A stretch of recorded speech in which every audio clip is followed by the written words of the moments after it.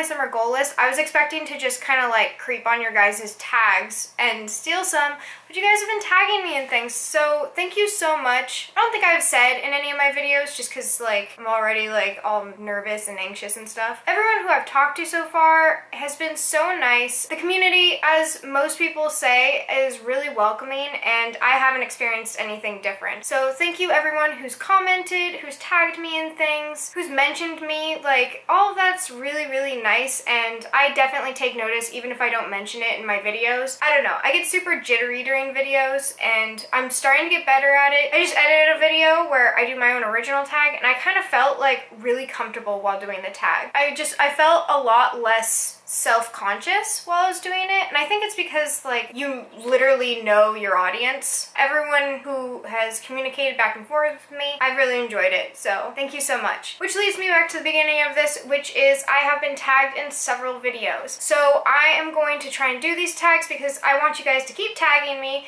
and I'm already like honored that you tagged me in them, but the other half is that like I have to do them.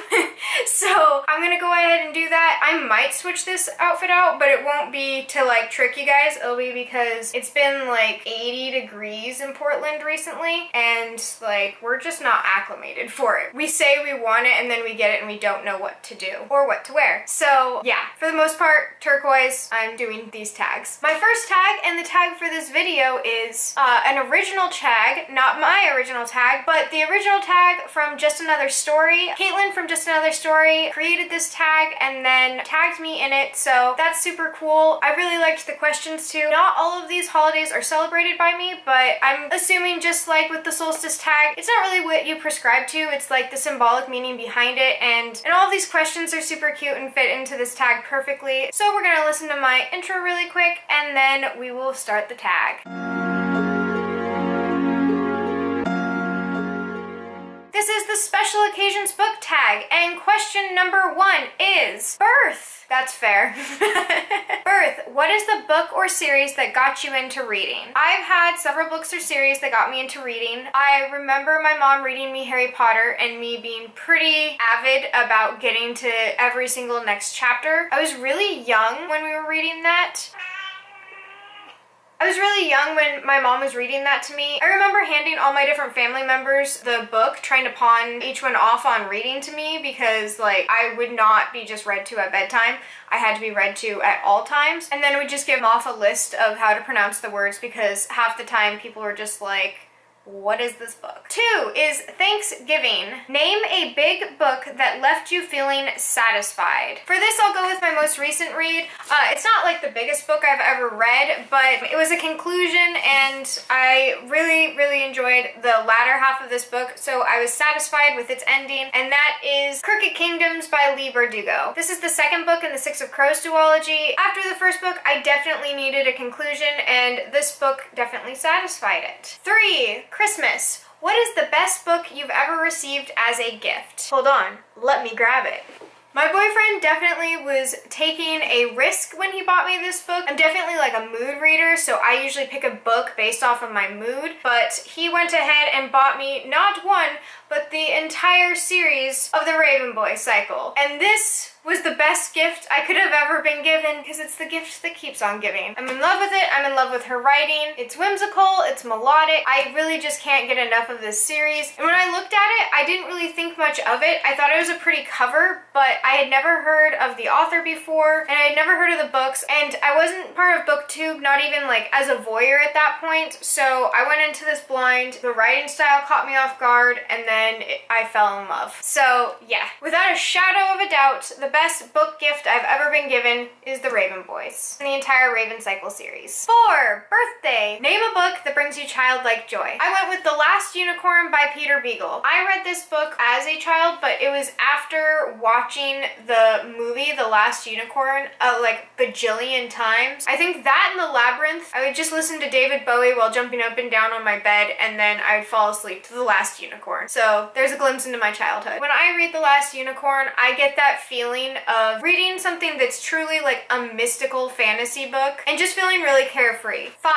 First kiss. Pick an overhyped book. For this question, I actually don't have the book anymore. I didn't keep it. I was pretty whelmed when reading this book, but per usual, I'll just stick it like right here. It was The Glittering Court by Richelle Mead. I thought the concept of this book was really cool. Not necessarily like the story, but the concept of how it was written. What ends up happening is it's a series of 3 books that tell the exact same story, but from 3 different perspectives. And I love Richelle Mead. Like, some of her books I am absolutely in love with. And then others, I don't know. I don't know what it is. I've tried reading a couple other books I was really disappointed with, but The Glittering Court, I feel like maybe it was Adelaide, the main character. She just was boring. And there was definitely insta love. Like, it was quick. The entire beginning of the book, I already had decided I didn't like it. The plot of the book is essentially that there's a glittering court. They're brought over to the new world where they're groomed and prepped to be like ladies in this new world. They take people that I guess are like low income and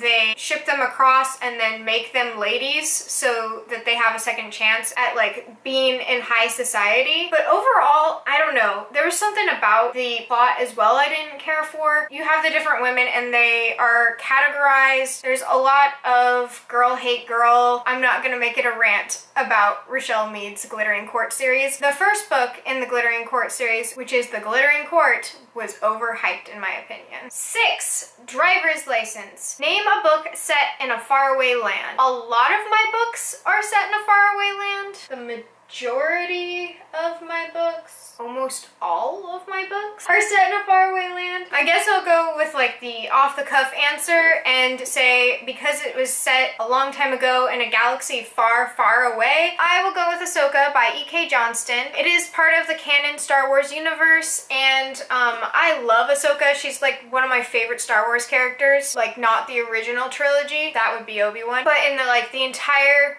Star Wars universe, Ahsoka is definitely one of my very, very favorites. And this takes place after the Clone Wars. If you don't know what the Clone Wars are, I don't really know where to start. It's the prequel movies, but better because they animated them, but they're not really for kids. You should watch Star Wars. It's Ahsoka's story after the Empire takes over, her going into hiding, and how she survives. And it's kind of her gaining her bearings after Order 66, which is another Star Wars reference, which is... I don't want to spoil anything for you. Just go watch Star Wars. Watch the Clone Wars if you want to know what the hell I'm talking about. 7 is Prom. Pick your best dressed book. This was a difficult one for me because all my books have so much sentimental value. I'm like, you're beautiful on the inside. But it's Prom, and that doesn't matter. I am going with Ink by Alice Broadway. This is obviously a gorgeous cover, front and back. If you see, there's small detailing where it has like butterflies and feathers and foliage. There's even like an owl off in this corner. The more you stare at this book, the more you see, oh look, there's a crow. And then if you take the cover off, there's more pretty. So you, Ink, are definitely the belle of the ball. I haven't read this book yet, but I love staring at it, and this was definitely a cover buy. 8 is Graduation. Name a book that taught you something. I feel like I learned something from every book. Even the books where I'm like, this book sucks, I learned something from it. So I decided I was gonna go with something a little different because there's so many books with so many messages that I figured I'd go with a message that was like really personal to me. So I am going with Alana, The First Adventure. I mean, this entire series has a lot of lessons in it, but growing up, I was definitely not the most popular. I wasn't popular at all. I was bullied. In this, she deals with bullies, deals with finding herself, she deals with being comfortable with herself as a female who is portraying herself as a male. I really love how Tamara Pierce presents women in her books and young girls. When I read these, I was exactly Alana's age, and I was going through a lot of the same things Alana was.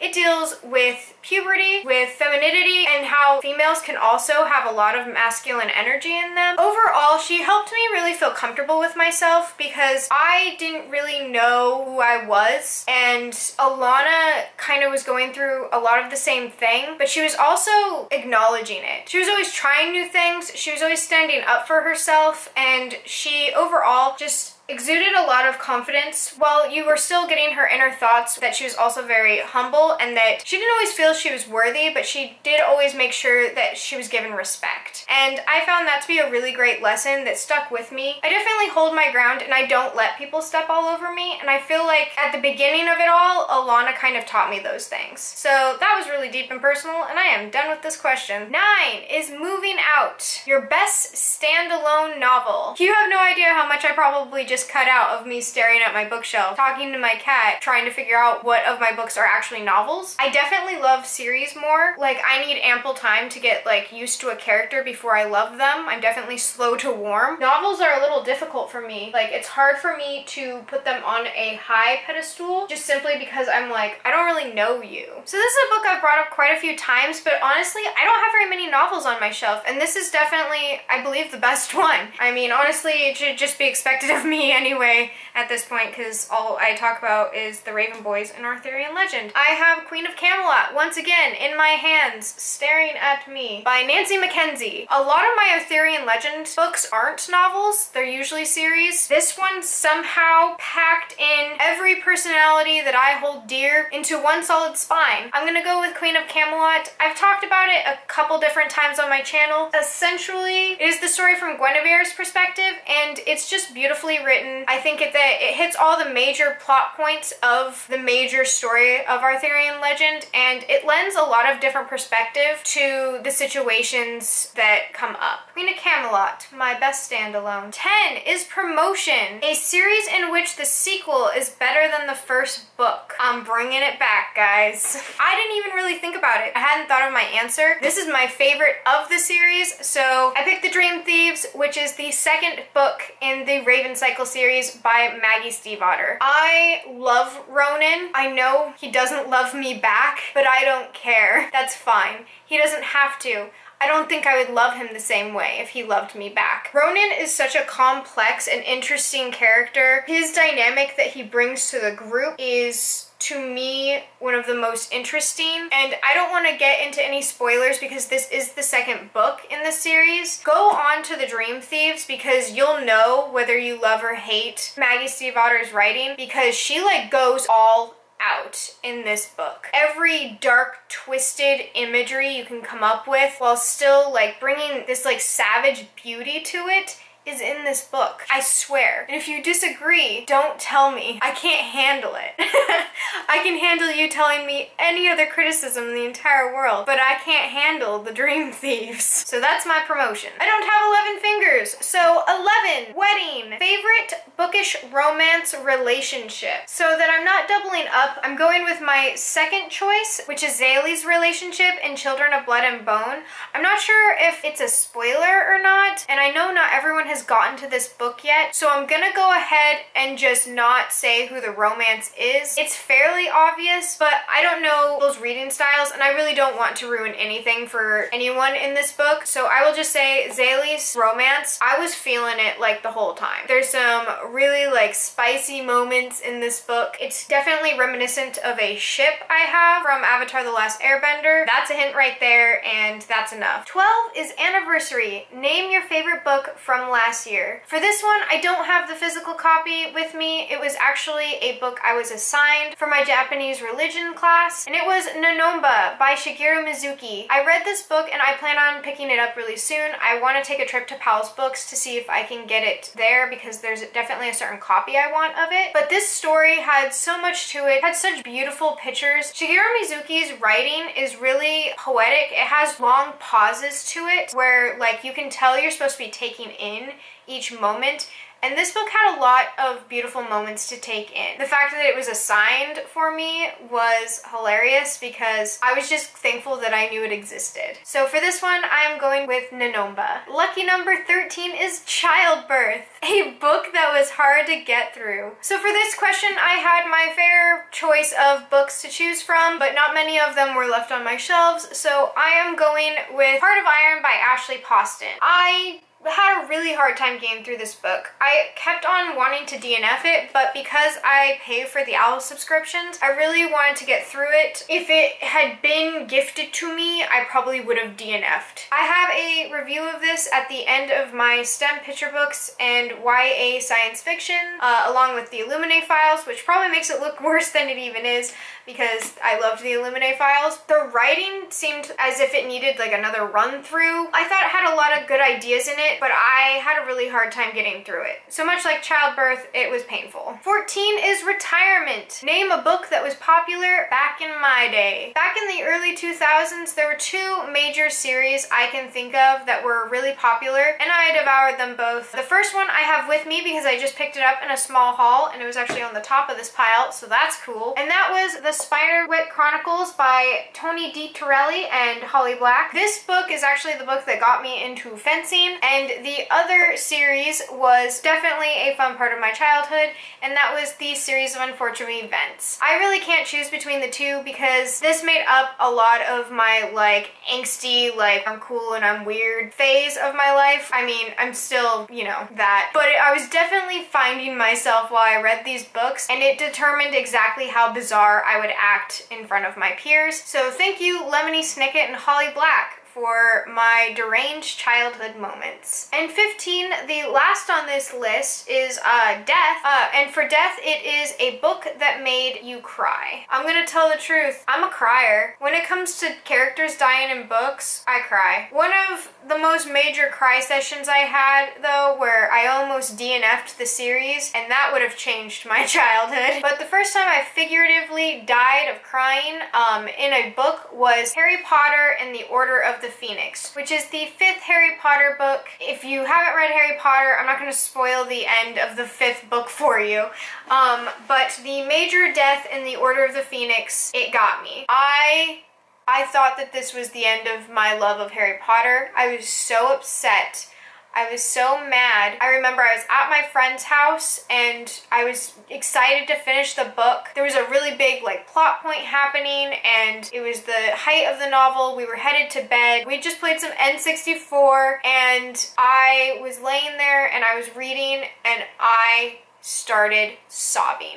I ended up having to be taken home for my sleepover because I could not go to sleep. I kept on telling everyone that my favorite character had died, and I was inconsolable for several weeks. The only Barnes & Noble grand opening Harry Potter event that I did not go to was Harry Potter and the Half-Blood Prince because I was still boycotting the book, thinking I was going to boycott my favorite character back to life. Little did I know the Half-Blood Prince was just going to be more salt in my wound. And that is the end of this tag. I don't know who all was tagged for this tag. Off the top of my head, I'll name 3, and that is emmanovella, The Happy Hobbit, and Astoldbyhoney. Those 3 are definitely tagged. I might list a few more down below, so go ahead and check that out. If you liked this tag, I will also have Just Another Story listed down below with her original tag. I'll also have more tags headed your way, so feel free to check out my channel and like and subscribe if you want to see more videos. But until next time, I hope you're enjoying the sun or more stars wherever you are.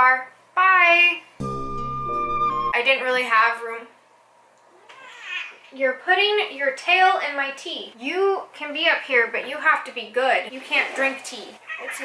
Well, it's not good for you. What an annoying sound I just made. Do I have any novels? I gotta have novels. Yeah, I have novels. They're not part of a series, which is what makes them a novel. But do I have them? Do they exist? You just want my tea. Can't be trusted. Your love isn't real. I really don't have very many novels. I don't know how people read. Well, I know the semantics of how people read. I just realized how lazy I am. I'm actually not gonna grab this book out of my living room. Sorry, Jade. Angel, don't subscribe to my YouTube channel. I just saw that you subscribed. Unsubscribe. Don't watch this.